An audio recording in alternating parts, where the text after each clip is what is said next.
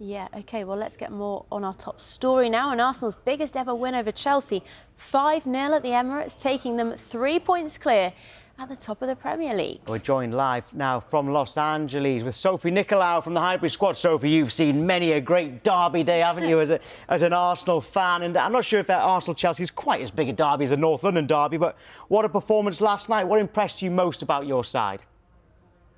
Hi, Tom. Hi, Ellie. Thanks for having me. Appreciate it. Everything, really. I think the second half was almost a complete team performance. One of the things I think that was glaring, especially when you looked at Chelsea's approach to the game, is how we play as a team, whereas I felt like they played as individuals. The cohesiveness across all of the lines. We play in units and play in units really well. And I think when you were going through some of those stats before the break, and you see the players that have played regularly, they're building relationships, and those relationships are really important as the season goes. So to be able to also not have injuries at this point has really helped us. But I think just the way we were able to play as a team, and when you have players like Tomiyasu and Partey who have been out for so long come back and have the type of games that they did, especially Thomas Partey, I felt like it was evident last night just how much we've missed his quality when he plays like that. But great team spirit, overcoming adversity, bouncing back and thrashing a London opponent. Beautiful stuff. Two of those goals coming from Havertz. I mean, how much do you think he has justified that £65 million spending tag from the summer? Yeah, Ellie, I can't believe this is an ongoing conversation, to be honest. Arsenal fans and sensible Arsenal fans know the value that Kai Havertz has brought to the team. He's been incredible, really, especially when he's been deployed in that number 9 role. We saw when Mikel Arteta tweaked the system a little bit and he moved him into midfield in 2 recent games that it just didn't work, and he doesn't really work. He doesn't excel in that position. Having his physicality up front, he's a very smart footballer. He reminds me of kind of the Ozils and the Bergkamps and the Odegaards, who always are 2 steps ahead of maybe their team player. He's always thinking forward, and I think that's really helped, especially the way Odegaard moves and passes the ball and creates spaces for somebody like Havertz. 12 goals. I think that, you know, he's integrated himself into the team beautifully. He's settled and he's showing really great value for money. And right now, Arsenal are getting major ROI on Kai Havertz. And his celebration last night was just juicy. I love that. It was perfect against his old club. Well, yesterday we were showing Cesc Fabregas scoring for Chelsea against Arsenal. He didn't celebrate, which I'm sure you appreciated. So what did you think about Havertz's yesterday? You just mentioned it there, but it was quite different, I would say. You know, Tom, I actually don't appreciate it when players don't celebrate against their former clubs. Kai Havertz's wages are currently being paid by the Arsenal Football Club. And if he hadn't have celebrated, I would have been a little bit upset about that. You know, this is competitive football. And for me, if a player scores against his old team, go celebrate, go enjoy it with your current team and your fans. Arsenal fans in the stadium absolutely loved it last night. Across social media, Arsenal fans really enjoyed it.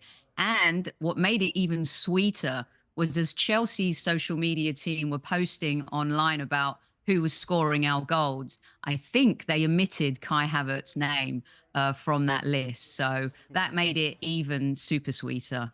Well, we've talked about how impressed you've been by Havertz, but let's also talk about Martin Odegaard. Can you put into words what an impressive season you think he's had as well? He's the conductor of our orchestra, and, you know, he paints the beautiful symphony, and he is really just, we stole him from Real Madrid. When you look at the price tag for Martin Odegaard, what he has, you know, brought to this team, his leadership qualities are one thing. He captains the side with so much beauty. You know, he is a player that you love to watch. I think opposing fans enjoy watching him. He cuts teams open. That pass to Kai Havertz last night was indicative of what he can do when he's on top form. And I think he just drives us forward. I had a chance to speak to him when Norway were playing Cyprus in the Euro qualifiers. just the way his demeanour is, his calmness. You can even tell, you know, through his leadership in his international side as well. Mikel Arteta chose his captain perfectly. And he's just been an absolute bargain. I hope he stays at the club for years and years to come. He's coming into his own. And I think he's playing at that De Bruyne level, you know, where he was at the peak of his game for Manchester City. And, you know, I know that some people may disagree with me, but for me, Martin Odegaard has been hands down the best player in the Premier League this season.